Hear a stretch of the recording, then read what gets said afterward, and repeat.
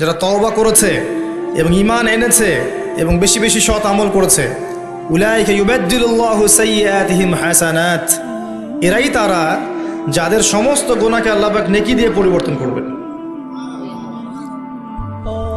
শয়তান ধোঁকা দিবে আপনাকে, শয়তান বোঝাবে এত তাড়াতাড়ি কেন, এখনো সময় পড়ে আছে, পরে তওবা করো, এত দ্রুত দিনের পথে আসতে হবে কেন, অনেক সময় পড়ে আছে, আগে পড়াশোনা শেষ করো, এসএসসি শেষ হোক, ইন্টার শেষ হোক, অনার্স শেষ হোক, মাস্টার্স শেষ হোক, একটা চাকরি আগে পাও, যে বিয়ে শাদী হোক, পরিবার হোক, শেষ বয়সে গিয়ে একটা হজ করে আলহাজ টাইটেল নিয়ে নেবে, ব্যাস হয়ে গেল।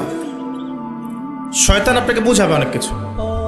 মনে রাখবেন, ইন্নাশ শাইতানা কানা লিল ইনসানি আদুওয়াম মুবিনা, নিশ্চয়ই শয়তান মানুষের প্রকাশ্য স্পষ্ট শত্রু, এর ধোকায় পা দিবেন। আর ইবলিস অনেক স্মার্ট, কারণ তার অনেক বয়স হয়ে গেছে, সে অনেক প্রবীণ এবং প্রজ্ঞা অর্জন করেছে আর কি।